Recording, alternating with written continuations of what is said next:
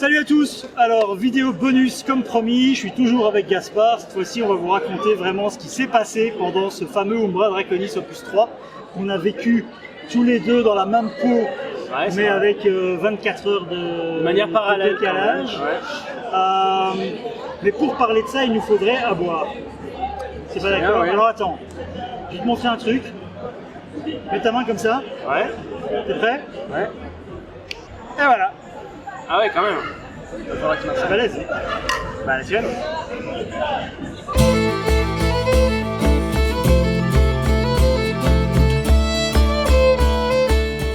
Alors, Umbra Draconis, Thériault Baelish, tout un poème.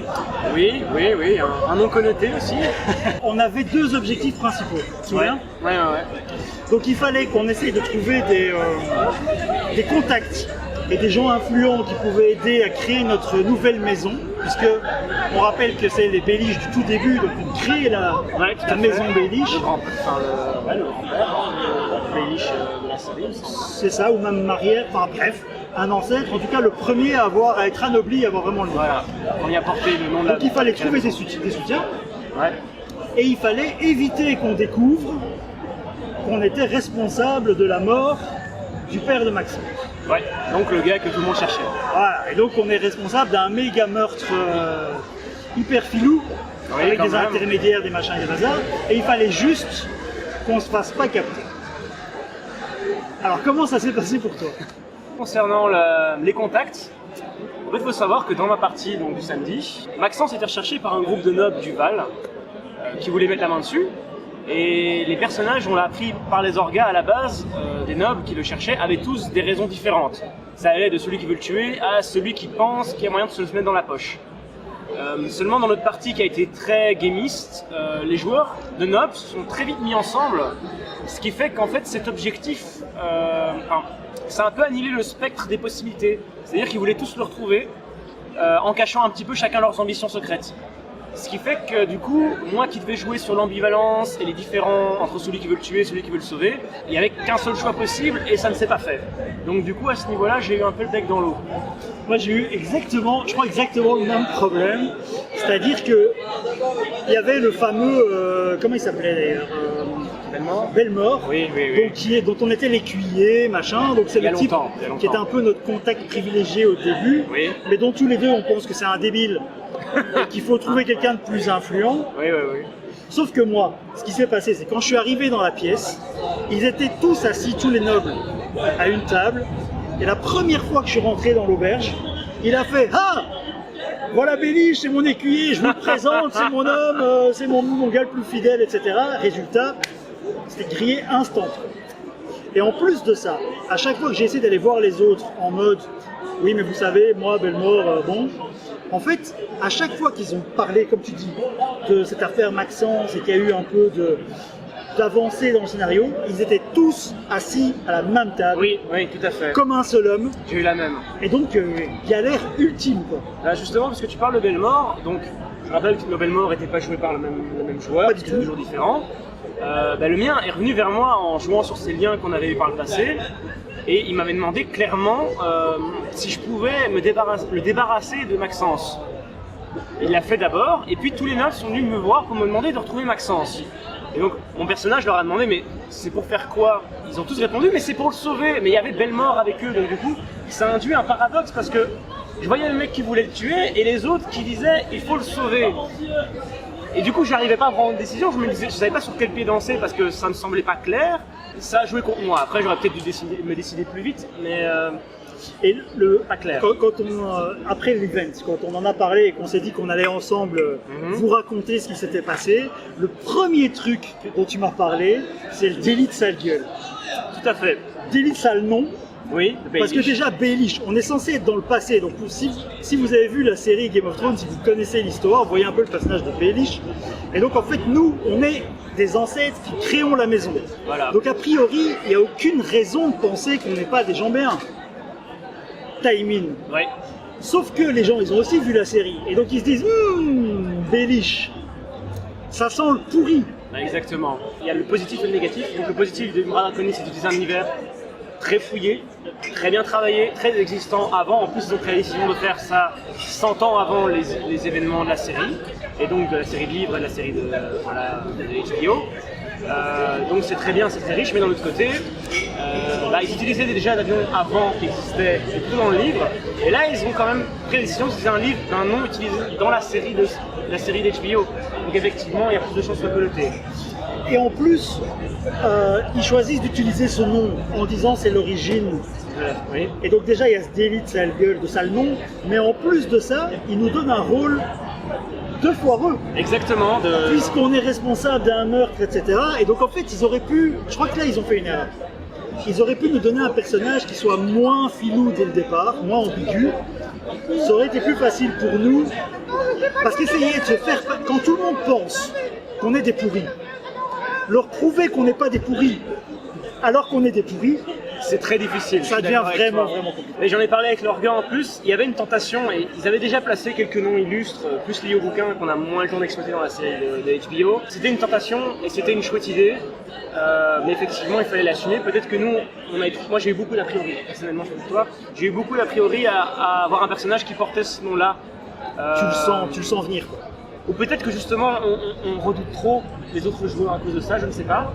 Après, en plus de toi, je dirais que moi j'avais un a priori, c'est que donc, j'ai déjà joué à Umbra Draconis, un personnage avant, et que c'était déjà aussi un chevalier manipulateur qui s'est présenté sous bonne figure à tout le monde et qui a trahi tout le monde. Et donc, revenir avec un personnage de chevalier, en plus errant, qui s'appelle Baelish, ça a joué doublement contre moi, où personne ne voulait faire confiance, parce que j'ai eu des scènes où les nobles me disaient on pourrait l'engager, et puis il y a une noble qui a fait mais en fait il n'est pas du tout fiable.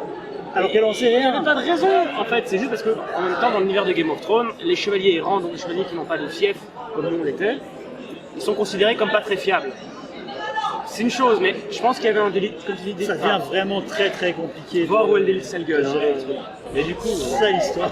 Tout à fait. Et en plus, là, toi, tu fais l'expérience time out de joueur, c'est sur toi. C'est plus ton personnage, c'est clairement un bleed, ou c'est encore un mot qu'on vous a pas encore expliqué. Pardon. C'est sur toi, joueur, qu'on se dit ah ouais, non mais celui-là il joue toujours des foireux. Oui. Et donc, c'est compliqué de rester dans le thème. À la base, je devais pas jouer ce rôle-là parce que je devais jouer le dimanche, et quand ils m'ont mis samedi, apparemment ils ont eu la discussion, ils m'ont dit on va lui confier ce rôle-là, il sera dans sa zone de confort. Ah ouais, mauvaise idée. Et du coup, moi, encore une fois, j'avais joué un foireux comme tu dis au précédent.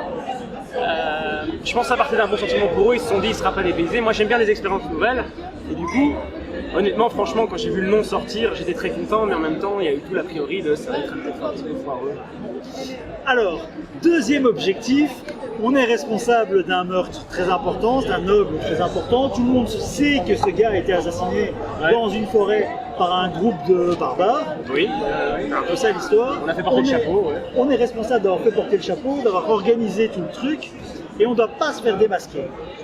À la base, ça a l'air simple. Tu te dis, je vois pas comment je pourrais être démasqué.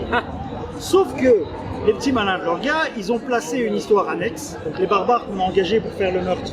Ouais. Ils ont en même temps fait un autre coup. Ils ont vu passer un marchand de vin, ils ont piqué des grosses barriques, ils se sont barrés avec. Le marchand de vin est présent dans cette auberge et est à la recherche de ces barriques de vin. À la base, ça n'a l'air d'être... Il y a l'air d'y avoir aucun lien entre les deux histoires. Sauf qu'à force de chercher, le gars se rend compte que des barbares d'une certaine famille, d'un certain clan, ne sont pas au bon endroit sur la carte et commence à se poser des questions. Comment ça s'est passé pour toi? Écoute, j'ai pas été inquiété. À aucun moment t'as été inquiété? Alors en fait, le seul moment où on parlait de cette histoire, c'est genre, donc mon personnage, il était ami avec les tribus barbares. Ce qui est rare dans cette région de Game of Thrones, puisque c'est le Val, donc les tribus barbares sont très mal vues. Mon personnage était, entre guillemets, son petit secret, c'est que c'était lié d'amitié avec les barbares et que ceci lui facilitait pas mal de choses. Du coup, le seul qui est venu en parler, c'est un barbare de cette fameuse tribu qui portait le chapeau, qui m'a dit « c'est quand même scandaleux, ma tribu a été accusée d'un meurtre qu'elle n'a pas commis ». Et bien à ce moment-là, c'était poker face, j'ai pas rebondi, j'ai dit « ah c'est triste », et voilà. Et pour la suite, il y a eu cette histoire de vendeur de vin qui m'a dit « je payerai très cher pour retrouver une barrique ». Il faut savoir que du coup, on en parlait avant, dans la chasse à Maxir, je savais qu'il y aurait trop de gens qui essaieraient de le localiser. Du coup, mon investissement, ça a été d'aller voir les barbares et de leur dire vous vous alliez autour de moi, comme ça dès l'instant où ils trouvent Maxence, ils ont d'office besoin de vous et de moi pour pouvoir aller le chercher. Et donc du coup, le marchand de vin est venu me parler de ça, donc j'étais voir les barbares en disant ils sont où les tonneaux. Ils m'ont plus ou moins dit que c'était possible, donc j'étais voir le marchand de vin, et là j'ai eu un délit de sale gueule, il m'a fait rendez-les-moi comme si c'était moi le responsable. Donc c'était un petit peu... Il faut savoir que en fait il manquait de joueurs et donc pour le dimanche ils ont pris le même marchand de vin. Ah d'accord. C'est le même mec Ouais. qui jouait le marchand de vin. Mais donc le dimanche, lui il connaissait déjà l'histoire. Mais il devait jouer comme s'il connaissait pas l'histoire. Ouais, c'est chaud quand même. Et donc en fait il a commencé à cuisiner les clans, les personnages des clans qui étaient là présents, qui sont venus me voir en mode un peu panique, ouais on nous accuse du vin, etc. Moi je leur ai dit gentiment que j'en avais rien à cirer. Jusqu'à ce que, au fur et à mesure de la journée, à un moment le marchand de vin vienne se planter devant moi, dans le fond du jardin, et me dise: je sais de sources sûres et je peux le prouver que vous avez des liens avec les clans. D'accord. Je sais que c'est vous les barriques de vin, rendez-moi mes barriques. Sinon je dis à tout le monde que vous avez des liens avec les clans. Donc du coup, Or le problème pour moi, je m'en fous de ces barriques. Mais s'il va raconter à tout le monde que j'ai des liens avec les clans, tout d'un coup il y a un lien pour le meurtre du père de Maxime. d'accord. Et donc j'étais là un peu en mode, ok, qu'est-ce que je fais? Il va falloir que je trouve un moyen de le zigouiller dans un coin d'une manière ou d'une autre. Je pouvais, c'était compliqué mais je pouvais. Tu avais la capacité de le faire. Mais sur le moment, je le regardais droit dans les yeux, j'ai réfléchi 3 secondes et je suis parti sur un bluff. Et je lui ai dit, écoutez, j'ai rigolé, je lui ai ri à la face et je lui ai dit, écoutez, franchement, pour quelle raison aurais-je piqué vos barriques de vin? Si vous pouvez trouver un mobile, quel qu'il soit, pour m'expliquer pourquoi j'aurais piqué les barriques de vin de Bellemort, alors que je peux lui demander, je l'aurais demandé, il me les aurait donné ces barriques. Donc, si vous pouvez trouver la moindre raison que j'aurais eu de piquer ces barriques de vin, je suis prêt à vous écouter. D'ici là, laissez-moi tranquille. Et en fait, il est resté Et bloqué quoi. calé. J'ai aucune idée de pourquoi ce mec aurait pris les barriques de vin, il n'y a aucune raison. Ouais, t'as raison, bah, bien joué sur le Et mobile. donc, il est parti, lui n'est pas un noble, donc Non, accuser non. un noble, Même chevalier errant, il faut y faut aller. avoir des preuves. Ouais. Et en fait, il aurait pu simplement y aller au bluff et balancer l'info que j'avais des liens avec les clans. Et là, j'étais foutu, parce que clairement, on aurait compris que c'était moi qui avais assassiné, qui avait fait assassiner. Mais il n'a pas osé, parce qu'il est resté, il a cherché tout le reste de la journée, il a cherché à me trouver un mobile qu'il n'a jamais trouvé, et donc je m'en suis sorti. En fait, on a eu deux parties très différentes, comme on le disait, donc ma partie a été très gamiste. C'est-à-dire que les joueurs ont été fort concentrés autour de l'objectif principal, c'est-à-dire retrouver Maxence, mais il y avait d'autres objectifs liés au personnage, d'autres quêtes secondaires plus larges. Donc dans la mienne, ils ont été forts Maxence, Maxence, Maxence, une chose, et je peux dire dans la tienne, c'était différent. Donc, En fait, c'est vrai que dans la partie du dimanche, il y a eu toute cette histoire autour. On dit Maxence depuis le début, mais c'est Maxi. En fait. ouais, les gens comprendront. Mais donc, il y a eu toute cette histoire autour de Maxence qui a évolué. Maxi. On va pas sortir. Donc, qui a évolué jusqu'à l'envoi de gens pour aller le retrouver, etc. Ouais. Mais à côté de ça, ça a joué roleplay autour de toutes les petites intrigues secondaires, Ouais, très très fort. d'accord. Il y a eu beaucoup d'interactions, beaucoup de jeux qui n'étaient pas l'idée par du scénario en fait, qui étaient vraiment juste du roleplay. Et ça m'a vraiment plu. Où les gens essayaient d'apprendre des choses sur les autres, comme s'il y avait et aussi une chose qui est très importante, vous l'avez vu dans le background au début, les instructions qu'ils nous donnent, ils nous disent ne gardez pas vos secrets. Ouais, tout à fait. C'est un gros problème des GN très très longs, c'est qu'en fait, quand on a un secret, on va essayer de le garder à tout jamais. Et en fait, garder un secret, ça apporte pas de jeu. Exactement. Et ici, ils nous disent que le personnage a une durée de vie qui est forcément limitée, 1 ou 2 events maximum. Ouais. Donc, laisser les secrets sortir à un moment, c'est ce qui va créer du jeu. Exactement. Et dimanche, ça a beaucoup tourné autour de ça, j'ai eu l'impression. Comme on l'a dit, donc, les backgrounds sont très écrits. Il y a beaucoup d'indices, beaucoup d'éléments, beaucoup de choses qui doivent sortir pour que d'autres puissent progresser dans leur histoire. Après, encore une fois, les orgas disent ça, les joueurs doivent le jouer. Je dirais pas encore que c'est parfait parce que ça dépend en fait du caractère des joueurs. Ouais. Il y en a qui ont pas envie de se mettre en danger. Mais les choses évoluent. Parce que par exemple, pour te dire, à Umbrella Chronicles 2, pour revenir à ça, parce que j'ai eu la chance de faire le précédent, mon personnage avait pas mal de salles secrets. Et j'avais beau essayer de les lancer dans le jeu, je sentais pas de joueurs pour les rattraper derrière et m'utiliser contre moi. Et je pense que c'est très important pour un live autant écrit que UD. C'est quand même une dizaine de pages pour. Moi, on en a 14. On en avait 14. Ouais. Et je veux dire, tu vois, c'est plus que les UD précédents que j'ai vécu, qui étaient plus longs. Pour te donner une idée, c'est qu'ils ont beau dire qu'ils se simplifient la vie. On c'est nous balance quand même, 14 pages de background et d'histoire et de liens avec d'autres personnages plus des compléments. pour jouer pendant 8 heures, 9 heures. Ouais. Moi, franchement, j'aime bien. C'était, Moi, j'aime bien.